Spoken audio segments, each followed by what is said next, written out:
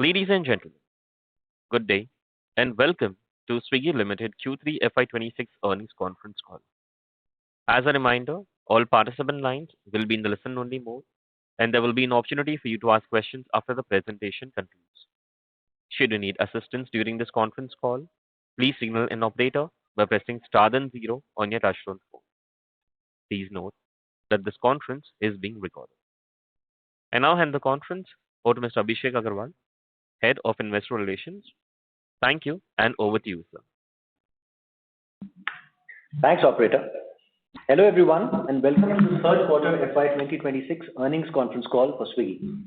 Our financial results and shareholders' letters have been published on the exchanges, and the information pack has been placed in the investor relations section of our website, www.swiggy.com.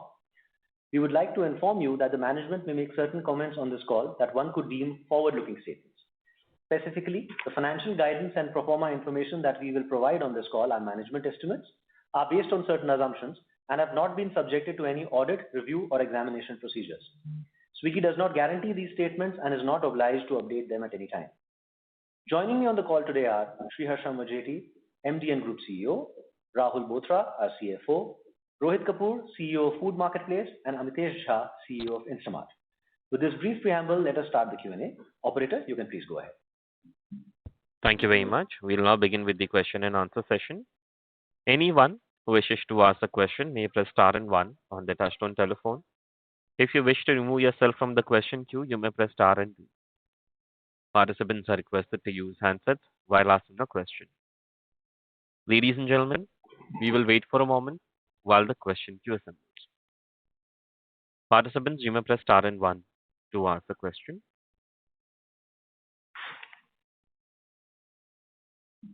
First question is from the line of Vijit Jain from Citi. Please go ahead. Yeah, hi. Thank you for the opportunity. My first question, as you scale up the business, can you talk a little bit about the sourcing advantages that could unlock at scale? Could you unlock additional margins as you could do better price negotiations with brands and sellers? And broadly speaking, your views on how your scale can drive better input costs into your quick commerce operations would be helpful. That's my first question. Thank you. Sure. Yeah. Hi, Amitesh here.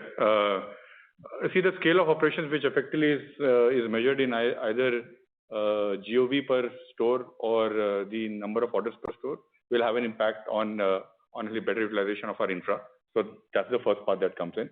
Now, the scale of the movement for all the items that we sell, there is a bigger opportunity of monetization with the brands that we exploit. And we have also seen that over the last year as well, where the monetization opportunity has moved up as and when our scale of revenue with the brands have increased. So yes, these are the two parts in which we see that scale coming up, and it actually comes essentially almost every quarter. All right. Sorry, I don't know. So, I couldn't hear that very clearly, but I'll check the transcript side. I'm not sure if my sound quality is right. My second question is, now that you have, from a balance sheet point of view, you now have cash balance of almost $2 billion. My question is, and I know that, the working capital intensity of the business continues to rise. So in general, could you utilize the cash balance for better terms from brand and sellers as well? Is that a fair assessment to make? That's my second question. And then finally, if you could give me your views now on seeking IOIC. Thank you. Yeah, sure. Hi, Rahul here. So in terms of your question around your ability to pay faster to vendors and therefore get a higher margin, I think it's a combination of optimizing both on credit days as well as getting better margin structures, and it's overall terms of trade that we agree with these brand partners of ours. So it's a continuum. I don't think necessarily that because we have a higher cash balance, we will end up paying faster. At the same time, I think there's both the top line in terms of the overall margin structure that has to improve, as well as credit days that has to continue improving. On your question on IOCC, I think we continue to get closer, with every passing quarter. The QIP also helped. Our overall allocation to the domestic investors was significantly higher compared to the foreign investors. We are currently at around roughly 47% in terms of our overall domestic shareholder base. And when we hit the majority mark, which should, as we had said in the past, it will be an eventuality, we do expect to convert into an IOCC structure. Got it. Thanks, Rahul. And lastly, on the food delivery side, congratulations on solid, all around great results on the food delivery as well. My question is, now food delivery in this quarter has grown above your guidance, marginally above, but still 21% YOY, and you've had a pretty solid growth in MTUs here as well. And good to see that both contribution and adjusted EBITDA margins also expanded. My question is, you've kept your guidance unchanged though on the growth rate at 18 to 20%. And I'm wondering, given the MTU growth is strong, etc., and some of these will improve in engagement, do you feel more confident that you would probably comfortably exceed the lower end of the guidance? Thank you. Hi, this is Rohit here. I think you're right. We've grown 21% on GOV, 20.5% on GOV, and 22% on MTU. The guidance remains at 18 to 20. I think the momentum is definitely there in terms of growth, and we'll like to watch it another quarter maybe before we become more sanguine in terms of what shape it is taking. But you're right, at least the input level, we are feeling more confident about hovering near the upper end of the range than the lower end of the range. Got it. Thank you, Rohit. Those are my questions. I'll jump back into the queue. Thank you. Next question is from line of Jignanshu Gor from Bernstein. Please go ahead. Hi, thank you for the opportunity. I wanted to check on the quick commerce business and the reiteration of the guidance for the contribution margin. So just wanted to check whether, and we've talked about the competitive scenario changing a lot.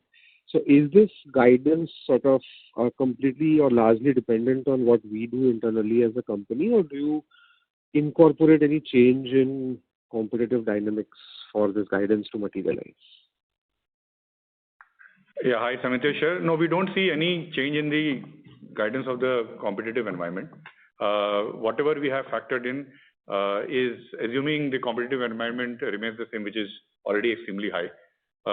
So just to give you an assessment on how we are looking at our approach on making sure that we hit our contribution margin guidance, one of the things that there are structural improvement that we have that has no bearing at all to what the competition is doing. Some of them are scale rate, as we already spoke about, and then some of them are ads led, which is essentially dependent on something that we are already seeing. The remaining part, which is more discretionary, which is led to cart level discounting, as well as the investment that we do to make sure that we are being more, competitive in the overall environment, is quite discretionary. And what we are doing right now, what we have done elsewhere, whenever it is required, we will be investing. But on the balance of it, what we see is that there are clear opportunities for us to pull back investments from where we believe that it were inefficient, and we will continue to do that as well. That's the reason we are choosing this as an opportunity of not to go after the investment which is non-conducive for our long-term growth, and we'll essentially continue to be at that particular path. Okay, that's very helpful, Amitesh. Thanks. My second question is on the balance sheet. So I'm trying to sort of understand two numbers. One is the capex seems high, despite we've not added a lot of stores, right? So that's one. How do I square that circle? And second is working capital infusion into the business also seems a little volatile. So how do we think of this number in the context of a 3P business model? So those two are my last questions. Thanks. Sure. Rahul here. So in terms of the overall capex investments, it is in twofold. One is in our dark store, infra expansion, and the second is in our warehousing capacity expansion. In the recent time, as you observed, the last couple of quarters, while the overall growth has been lower on the dark store addition, on a 4-quarter basis, we have also substantially increased our footprint on the dark store network. Now, talking about the quarter on hand, if you look at our overall warehousing capacity, and a lot of this warehousing capacity is also coming into tier 2, tier 3 towns where we expanded. Putting in the infrastructure on warehousing helps us to reduce our middle mile, also helps us to replenish our stores faster and get closer to consumers. So overall, if you look at the last 4 quarters, we have more than doubled our warehousing capacity, which has been a key component of the capex spending. We do expect to have a little bit more spending on the capex side, especially on the warehousing piece. This is to structurally improve our supply chain efficiencies. In terms of the working capital, again, as you rightly said, over the last couple of quarters, we've added roughly 130 crores. This is again in line with our guidance where we had said that overall on a DOH basis, this is not going to go up. So if you kind of accumulate over the last couple of quarters, there's only been a 130 crores addition, while our overall net order value on the consumer businesses have gone up by close to 18%. So this is again in line with our top line growth. We will continue to find efficiencies and work towards bettering our overall net working capital days, which you should see in the subsequent quarters. Okay. So this working capital, just for my understanding, and just small follow-up, sorry for my, how does that work? As in, you need working capital at the dark stores, right? So more network needs more capital, despite the inventory not being on our books. Yeah, that's it. See, as I said, it's also, in the past I've mentioned this, that a lot of this gets stuck around, the brand, investments that they make in our platform, including advertising, including, trade support or consumer discounts that are funded by the brands. And some of it also in our B2B business. Yeah. Understood. Okay. All right. Cool. Thank you. Thank you. We will circle back. Yeah. Thank you. Next question is from line of Aditya Soman from CLSA. Please go ahead. Yeah, hi, good evening. So 2 questions, largely on quick commerce. So firstly, in terms of the guidance on contribution, how sacrosanct is that? In a sense, at what level of growth would you accept for that break even to happen? Because we've seen growth decelerate both sort of at least sequentially in this quarter, and is actually meaningfully lower than your other competitor that reported numbers. So from that perspective, with the cash balance that you have, from your, how do you decide the balance between sort of growth and achieving that contribution break even? And then the second question on the same lines, we've seen sort of prices of late on Max Saver not being very different from just a standard app. Does that mean that that your sort of that at least that initiative on Max Saver seems to be a little bit on the back burner now, as the focus on contribution margin improves? Yeah. See, the way to think about it is that growth and contribution margin are separate paths, at least in our head. The way that we are looking at our business is growth has many reasons for not happening. One of them primary is obviously the irrationality in the market, and which has impacted both the listed players in this particular space.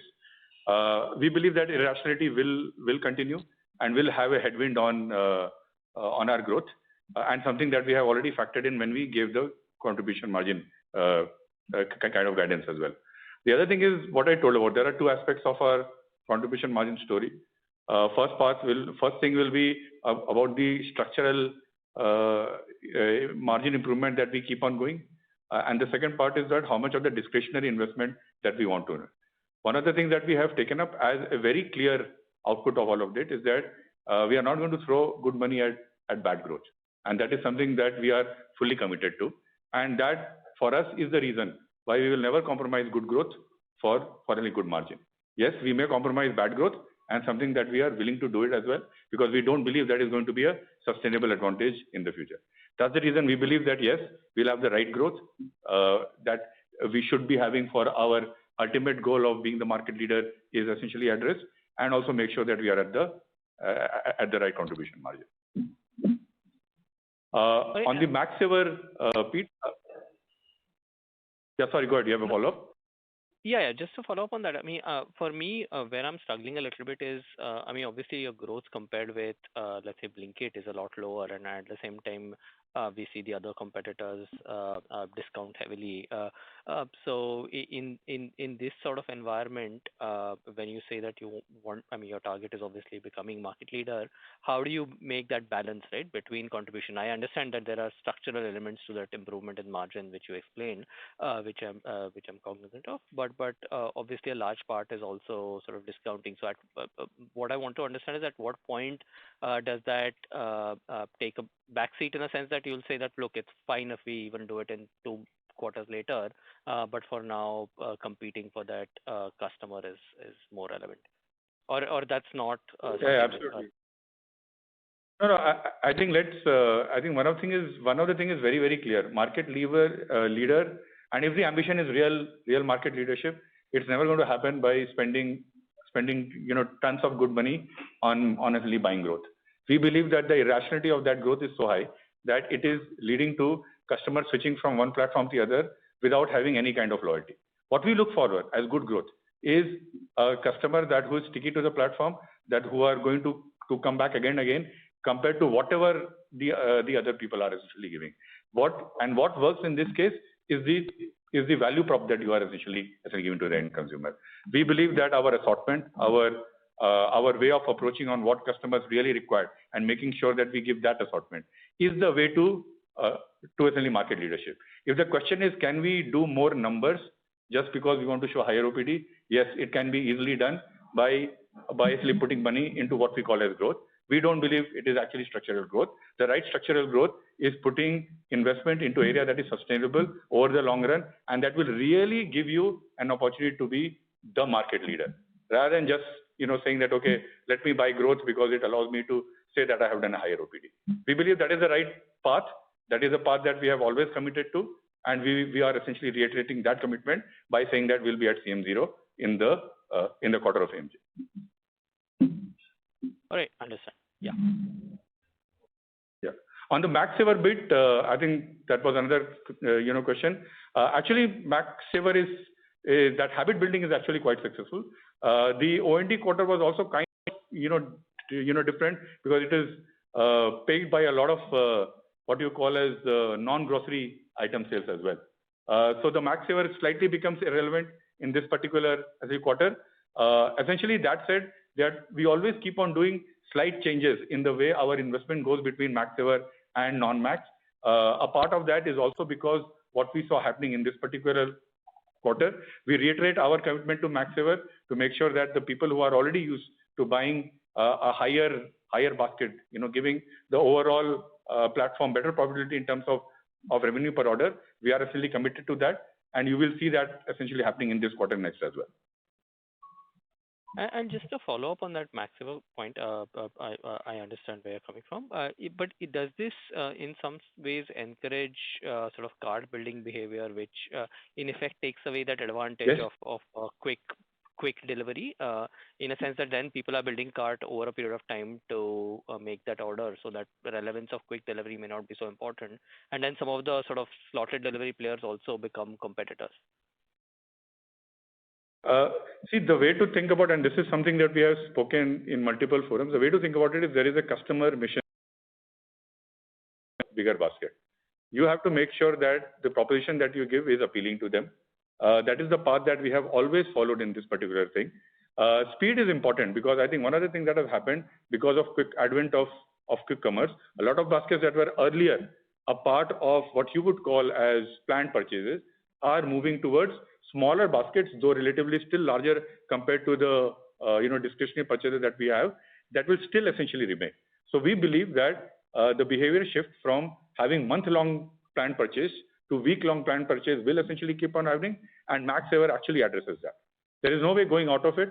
At some point of time, as I had said earlier, everyone have to address that, and that is a way of making sure that all wallets of the consumers comes to us. So we are fully committed to it. And the other thing on Max Saver is also that the retention of Max Saver is actually similar or higher than what we see for non-Max Saver customers. So the belief on that is also very strong. Totally clear. Thank you so much. Thank you.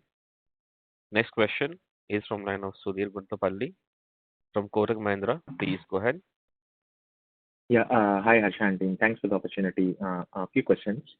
Your AOV, both on gross and net basis, has seen a strong increase QOQ, despite you actually experimenting with this cart-breaking behavior of no fee above 299 rupees. So how much of this AOV increase is structural? Is there any element of seasonality or mix shift which has also contributed to this strong AOV increase, especially in this quarter?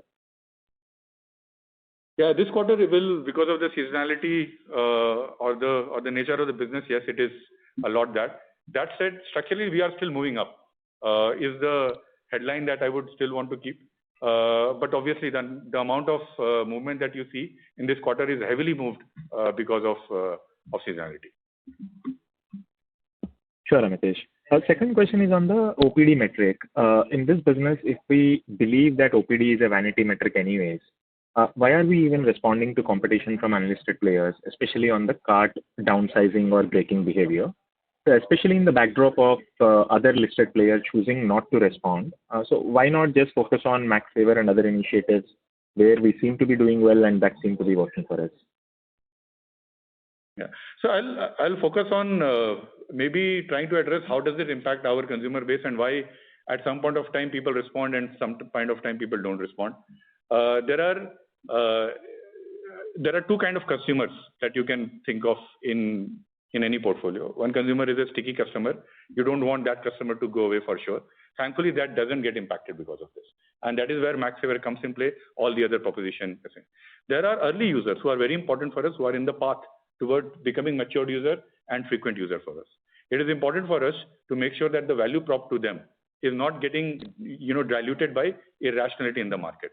That is done by everyone. And if you look the way people have responded, either it could be because of the no fee construct that we took, either it could be because of lowering the minimum order value. All of that is something that essentially happened. Now, even in this same, the way we approached our no fee construct was always to make sure what we spoke about is to make sure that the right consumer behavior is being addressed. That's the reason we didn't go to the 99 rupees construct, which would have been the easiest OPD vanity metric to go after. We didn't go that because we wanted to change the behavior, and it is reflecting that. It is reflecting on the consumers who are more matured, actually growing faster than actually any other cohort, and which basically shows that customers are becoming more sticky to our platform. We believe such kind of interventions now and then will always be required, and that is the reason why we want the flexibility in where we spend. That said, of course, I completely agree with you. OPD vanity metrics that just goes on how much I can get from the same customer at 99 rupees or even slightly higher lower than that is absolutely not conducive to the way we are building our platform. Fair enough. And you mentioned that almost in the investor letter, you mentioned that almost 90 basis points of contribution margin expansion was reinvested into this no fee above 299 rupees campaign. So is it fair to assume that in the absence of this, the reported revenue and EBITDA would have been higher by around 70-80 crore? And an extension of this question, now that you are saying that this campaign has found limited success so far, are we sort of pulling back on this scheme? Hey, hi, Sudhir, Rahul here. See, I think, yes, we had guided that we are going to improve it by 250 basis points over the 3 quarters. And towards that, there are structural improvements that we absolutely banked. So 100 basis points improvement is something that we got in the previous quarter. Some of it got reinvested. Actually, more than 100 basis got reinvested in some of these campaigns, which was also an experiment to test, how are these new users being acquired? Are they going to remain sticky on the platform? And when we saw limited, adoption and retention, we have decided to change some of these constructs. Now we do retain the flexibility to continue to, invest behind the right experiments. I don't think we are going to give up the growth ambition that we have. At the same time, going after any kind of growth is something which is not on the playbook anymore, at least not for us. So we want to remain, focused, and over the next 2 quarters, getting 250 basis points with some of these reversals as well as some of the investment choices that we are going to make. We think the commitment is very high to be able to do that. Sure, Rahul. Just on the math, so the 80-90 crore hit at both reported revenue line and EBITDA line would have been a fair assessment, right? If we were to contextualize that 100 bits of reversal. That's right. As I said, we don't want to give specific numbers on how much that initiative cost, but broadly, you're right that because we didn't show any high improvement in the CM, most of the gains got reinvested, and it would be in the zip code of the numbers that you're mentioning. Just a last question. GOV to NOV conversion that has come down by around 100 basis points from last quarter to this quarter. Is this a function of higher discounting from our balance sheet, or is this because of the shift of mix away from grocery into consumer durables, etc., which also ties up with the seasonality thing that Amitesh was mentioning earlier? So a large part of the shift is the seasonality one, because being a festive quarter, there are a lot more non-grocery selection that gets added. We do believe that it should not go significantly further from here, and with some of the initiatives on us being able to monetize better, they should start inching up. Because also, as you've seen, our non-grocery has now crossed 30%. So we also don't see a significant headroom to continue expanding. We do believe that it will expand, but not at the same pace anymore. And some of the monetization initiatives will mean that the NOV-GOV ratio will start converging on the higher side. Fair enough, Rahul. And just one clarification. So this this is basically the shift of mix towards non-grocery. Basically, it's the difference between MRP prices and the actual sale prices that the brand might be doing. So it might not necessarily because we are discounting on our end. Oh, no, that's right. That's right. It's the list price versus what the customer ultimately pays, and therefore some of these have higher market operating prices, lower market operating prices compared to the list prices. Fair enough, Rahul. Thank you so much and all the very best. Thank you. Next question is from line of Gaurav Rateria from Morgan Stanley. Please go ahead. Hi, am I audible? Yes, go ahead, Gaurav.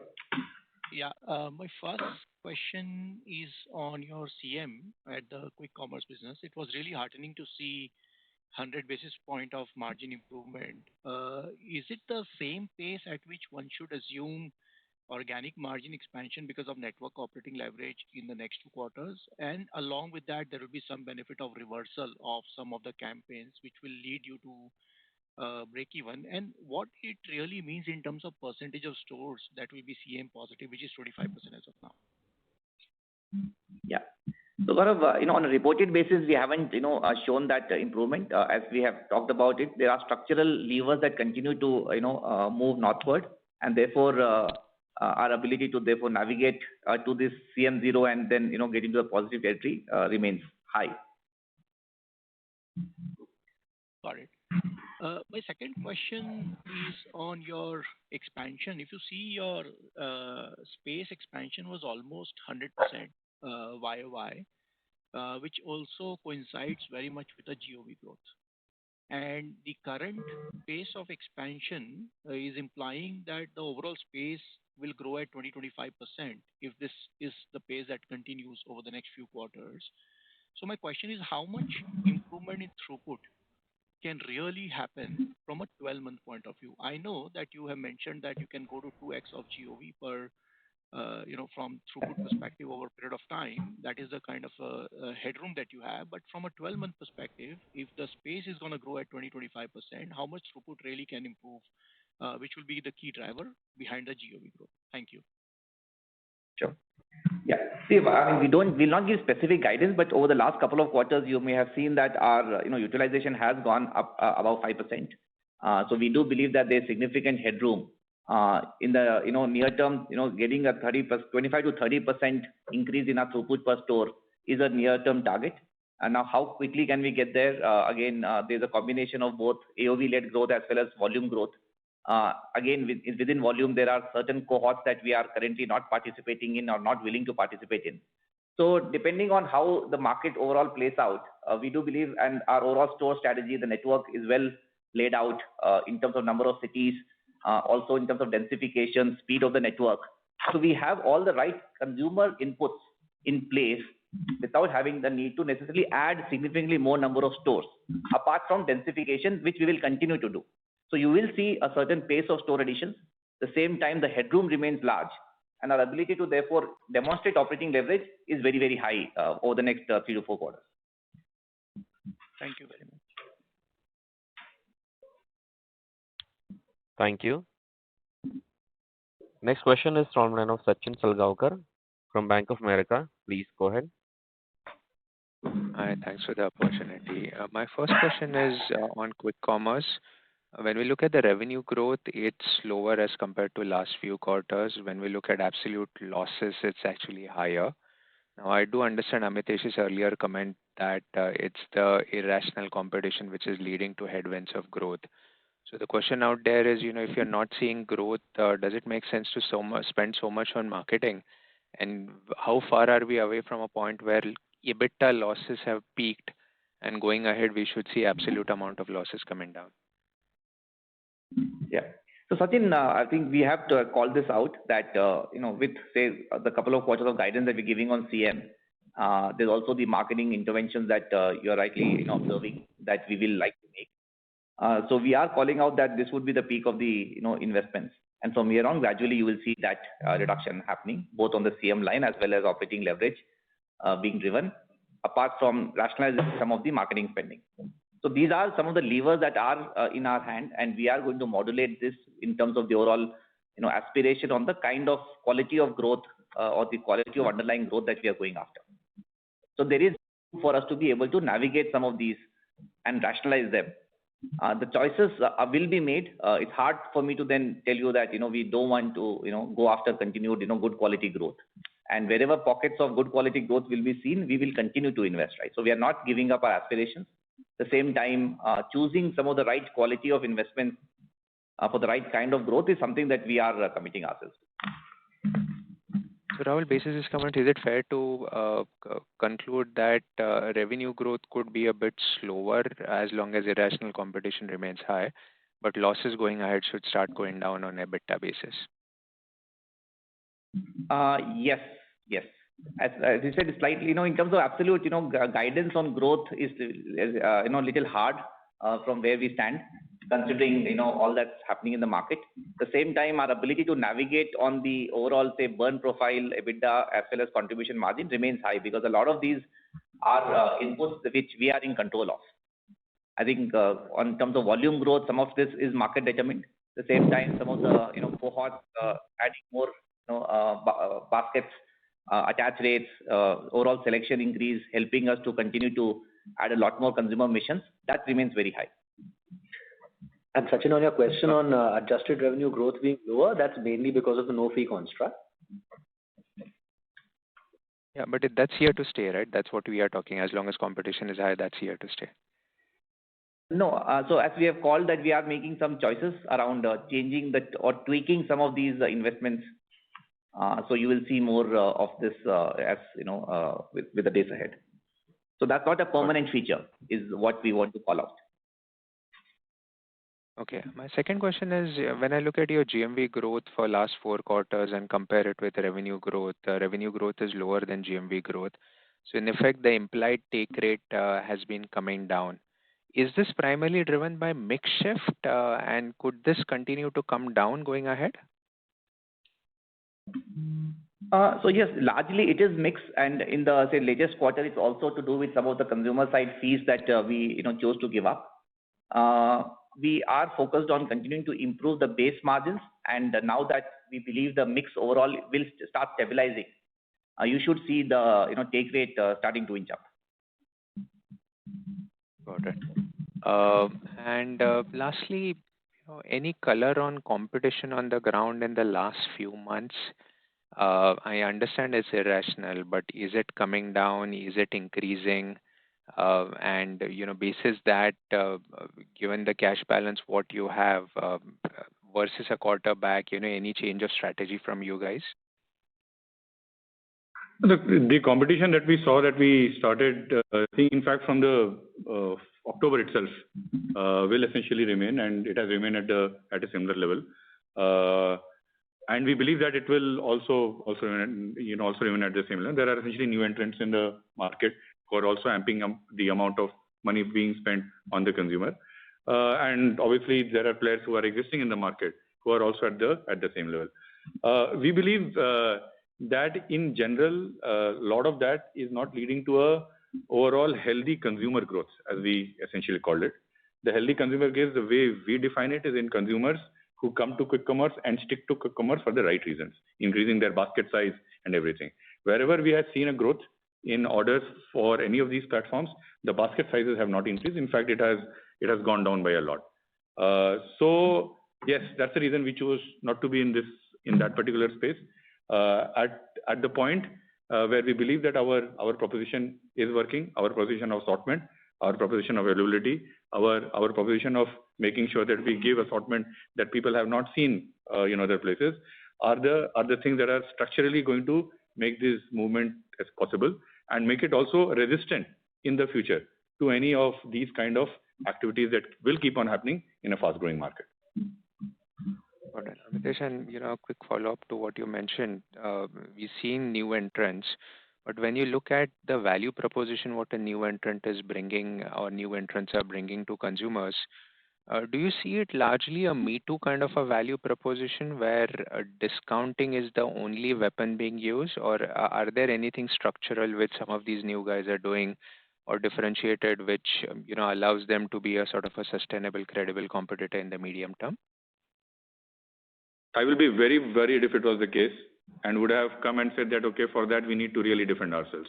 Thankfully, we have not seen any of the new entrant playing that game. They are going after the metric of orders, not on the orders that really matter to the end consumer. We believe there is a cycle that everyone has to go through. They will go through, and it will come back to the same proposition that the retention of the customers only happen where the firm or where the core value proposition is at that level, and which is what we are actually going after. So yes, I'm very less worried because of those reasons. All right. Thank you. All the best. Thank you very much. A request to all the participants. Kindly restrict to 2 questions per participant and rejoin the queue for a follow-up question. Next question is from line of Gaurav Malhotra from Axis Securities. Please go ahead. Yeah, hi. Thanks for the opportunity. I had a few questions. On this, letting go of, say, the lower quality growth, so to speak. Essentially, the newer users who are coming in, for whatever reason, right, for discounting or whatever, we are sort of okay to let go of that. Now, at a time when the company is well capitalized, the penetration of quick commerce is still quite low, right? You rightly pointed out. Wouldn't it become more expensive for you to get these subscribers, when things settle down? Because, like you said, right, competition is not like settling down anytime soon. So how do we think about, letting go of this growth now, but then having to possibly spend a lot more to gain these subscribers back later on? See, there are 2 cohorts which are very important for matured customers and new customers. Anybody who's infrequent on the platform are those who do what we call as multi-apping, behavior just based on the discount. Our investment in new user will remain. Getting out, making sure that new customers come to our platform is something that we are fully committed to, and we'll keep on doing that. Our investments to make them move from new user to matured user on our platform will be based on structural aspect, and we believe that that particular path is still essentially working on. In that, there will always be some fallouts or some customers who move out who are very discount seeker. We are absolutely okay to do that, to let that go, because we believe in the end, ultimately, when they look at quick commerce, the only thing that will matter to them is what assortment they are getting, what availability, and how fast they get, and which is where we believe that our position will work better than any of the new players who are essentially coming in. So yes, acquiring customers still remains a P0 priority. Making sure that they move to a matured customer is also P0 priority. Investing good money into bad way of making sure they move to matured customer is not a priority at all, because all of them will move out as soon as that money is actually pulled up, which everyone has to do at some point of time. Got it.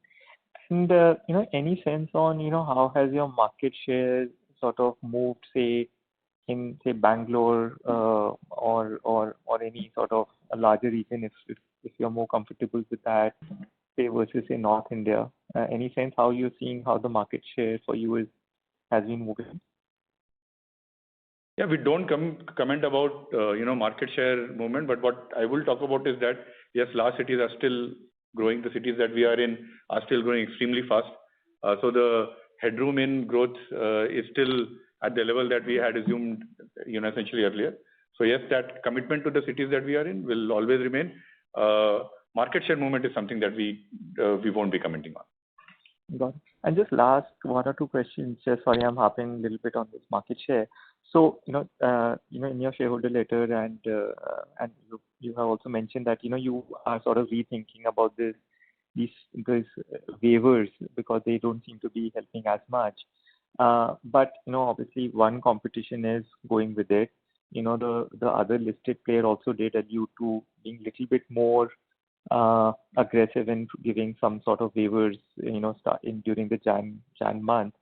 So what would change this current thought process of yours if you start sort of seeing market share shifts happening?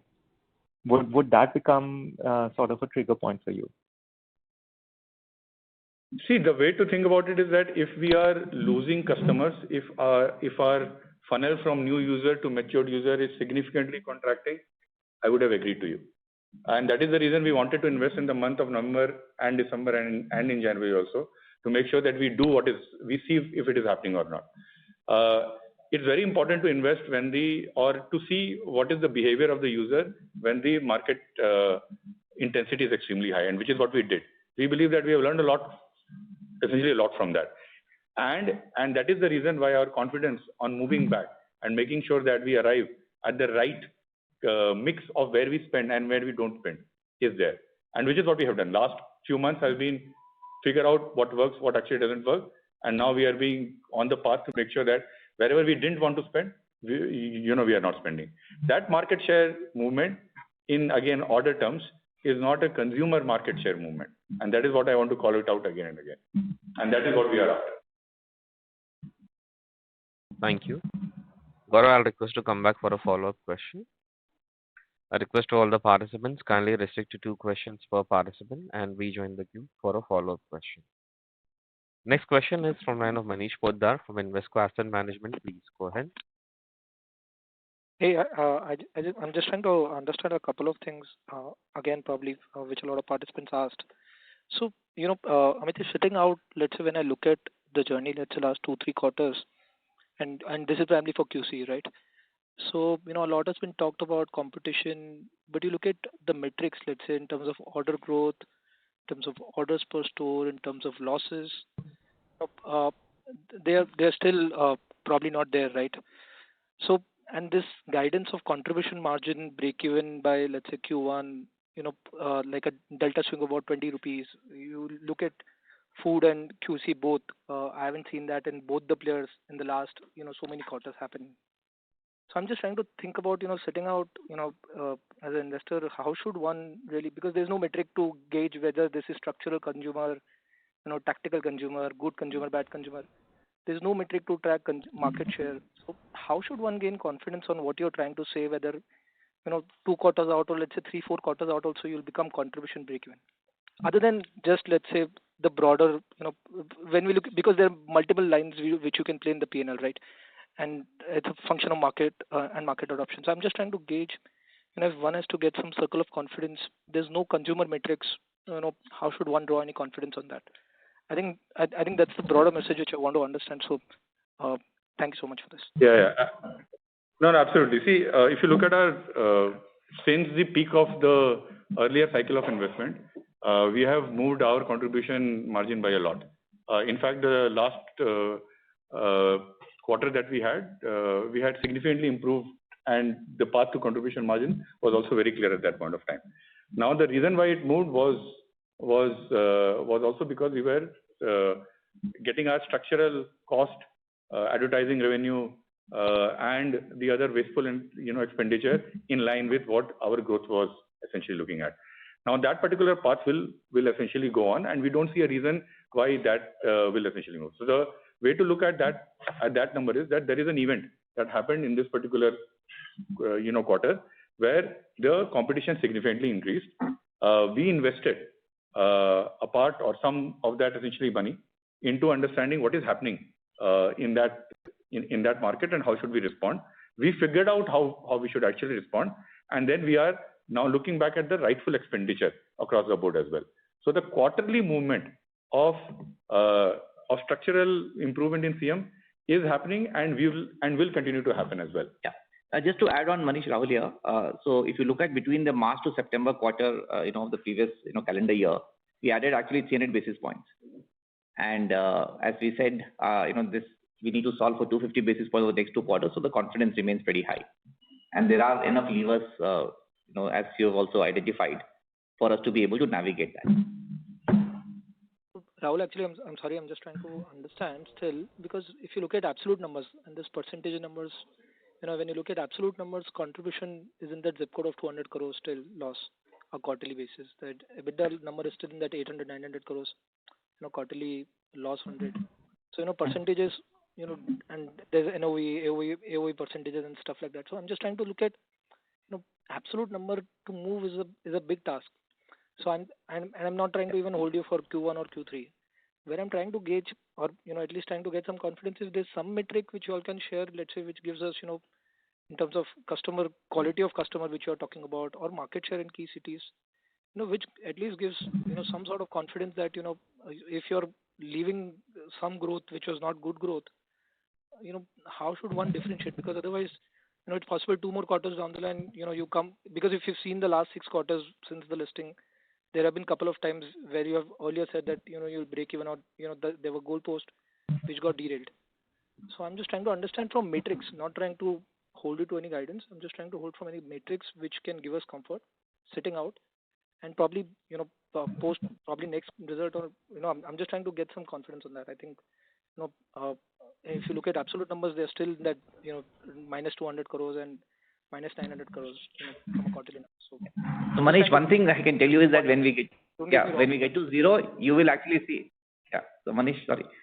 One thing we can tell you is that when we get to zero, your negative 200 crores of contribution will become zero. So there will be this delta movement in terms of absolute, cash loss that you will definitely see.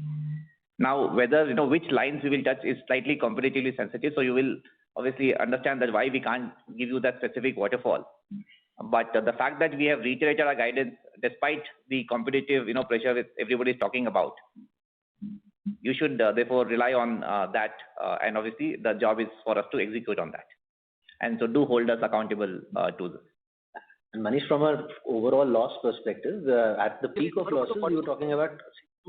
Sorry, Rahul, Amitesh, it's not about the waterfall. It's more about, let's say, metrics, let's say, in terms of consumer quality or cohort of consumers or market share by regions, which probably draws us comfort, let's say, in your core cities, you are doing well versus, new cities. Some sort of, color on that is what probably I'm talking about, not trying to triangulate a bridge or, for anything. That's what I'm trying to get the broader message. That's what they will continue. No, so see, we have given some specific numbers in the past, right? Our largest city, is already contribution margin positive. A quarter of our network is already contribution margin positive. And that continues to, get better and better, right? So beyond this, it will be honestly difficult for us to share specifics. But we do want you to, take away that there are sufficient levers which are in our control, despite, what's happening in the market. And therefore, the guidance hasn't changed. So despite us, say, meeting from the last quarter, I think all of us will agree that the intensity has gone up. And despite that, we are maintaining our guidance. Got it. Love it. Thank you. Next question is from the line of Abhishek Banerjee from ICICI Securities. Please go ahead. Yeah, first of all, great performance on food delivery. Then just wanted to understand one thing. So on the growth part, obviously you mentioned that you will want to, watch out for another quarter before you talk on the sustainability of growth. But as far as, the margin improvement is concerned, we saw that contribution margin improved by about 30 basis points. And you have said that it has come from efficiency improvement. Now, do you see further room for improvement there, especially in the context of, gig workers, talking about increasing their payouts, etc.? Sure. So I think our effort is to continue to increase the contribution margin, and you would have seen that despite some pressure on take rates because of the overall consumer side fee coming down, we have been able to grow our contribution margin by 30 basis points in the previous quarter. So from here on, our guidance of steady state remains solid. We will get to 4.5% to 5% of gross order value, and that will happen as a combination of both CM margin as well as operating leverage that we have demonstrated, right? So over the last 4 quarters, you may have observed that we've added 70 basis points on operating leverage, and you should continue to expect, a large part of that to continue to happen over the next few quarters, and then the balance will come through the CM gains. In terms of the gig economy question, I think obviously these are still work in progress in terms of the legislation overall developing. Whatever we have seen doesn't give us any, any shock element. There could be a small impact, but that would be a pass-through impact, and therefore no impact on our P&L due to that. But we'll obviously know more when they get finally approved. No, so I was trying to understand whether you have managed to reduce your waiting times, or whether there has been some sort of batching that you are doing. I mean, what is driving this improvement? Can you give us some idea? So, look, I think this is Rohit here, just adding on to what Rahul said. If you look at the contribution margin, delivery cost or reduction in it is just one component of 7 or 8 components which drive contribution margin, right? And there, the efficiencies will not come from reduction in earnings per hour of people, but more from ability to get the network to be at higher productivity levels, which is, as you mentioned, intelligent batching, right? Not in an ad hoc way, which we do to some extent already, and that modulates as per requirement of the density of orders, regions, zones, as well as the orders per hour, right? So 2 messages. One, that it is not going to be driven by delivery costs only, but a combination, probably 6 or 7 factor line items which we keep pulling northward, right? And we don't, at this point in time, see risks on P&L from delivery worker standpoint. I think we feel satisfied on that on 2 fronts. One is the legislation which the central government is, the COS is largely positive in nature. Of course, we'll wait for the final details. And second, as we see the earnings per hour and the benefits that we are offering, there is a lot more to be done as it will continue to progress, but we don't see that as a negative pressure on the P&L so far. Contribution margin improvement will, in the medium term, will continue. It will be guided by only 1 or 2 things. Is where one is seasonality for the business. In certain quarters, you'll have seasonality. And second is when we want to make a selective, investment into certain cohorts of acquiring customers. But longitudinally, you can expect us to stay on track to the guidance we've given. Thank you. Abhishek, I'll request to come back for a follow-up. A request to all the participants, kindly restrict to 1 question per participant, so the management can address questions from all the participants.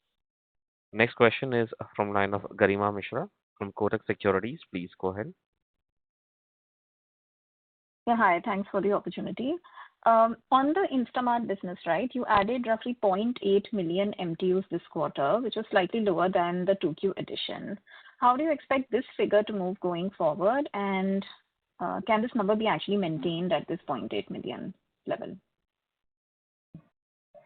Yeah, see, the overall MTU that we are seeing is a kind of similar percentages that we were seeing essentially earlier.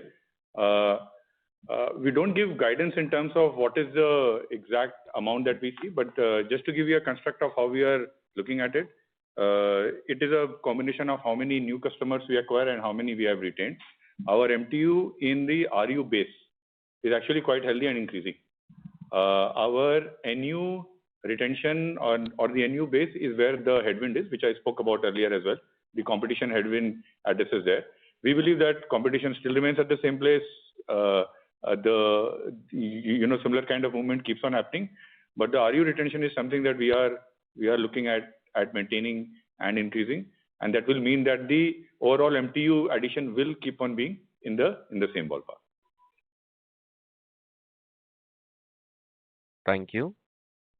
Next question is from line of Ankur Rudra from JP Morgan. Please go ahead. Hey, thank you.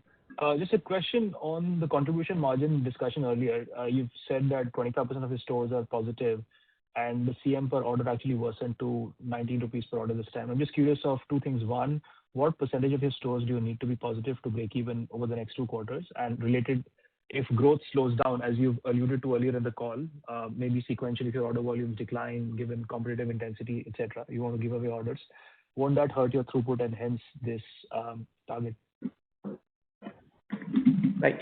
Hi, Ankur, Rahul here. So, see, I think store itself is not, determinant or a unit of our P&L, right? So while we talk about in the sense of a store, what we really look at is polygons.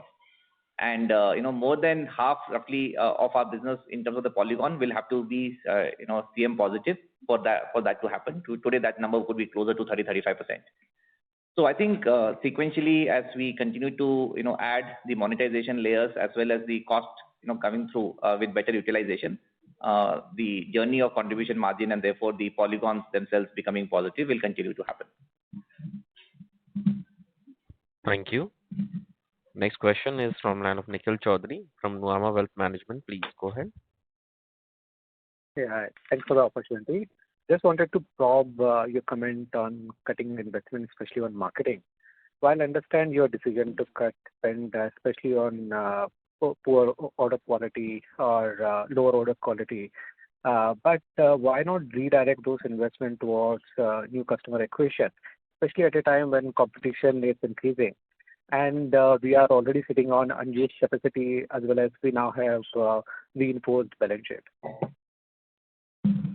Yeah, so our marketing investment will be on acquiring the new customers as well. There are other investments that we do for retention that comes also into marketing, is where the most of the movement in the marketing investments will happen. But the fundamental of making sure that the new users are acquired at the right rate is important for the health of the business. If we don't do that, the future growth actually gets it, and that is a path that we have not taken earlier also. And we don't want to take, essentially in the future as well. So yeah, a new user investment will not get it in this. Got it, Amitesh. But my question was more, why not redirect those savings in more towards new user acquisition, especially we have so much capacity? When you mean new user acquisition, would it, if I'm assuming it means below CM? Really, we look at the marginal utility of the dollars invested and the overall user and the kind of users that we're getting. So we are optimizing on that. So the idea is not to cut our new users, additional growth. The idea is to look at optimizing that expenditure, right? So if that's your question. Yes, so new user acquisition comes in marketing and investment. The overall optimization for that still remains, and we want to make sure that that is not a number that we are going to tinker with. Thank you. Ladies and gentlemen, due to time constraints, we will take the last question from line of Kunal Vora from BNP Paribas Mutual Fund. Please go ahead.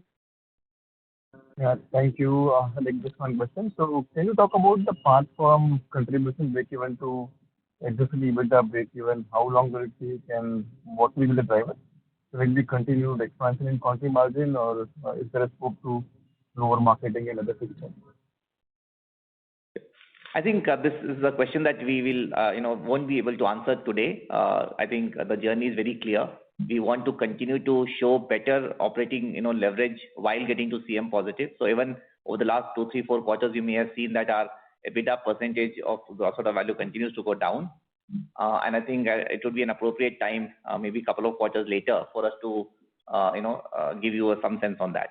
But for now, it's hard for us to, give you specific guidance on the EBITDA break-even.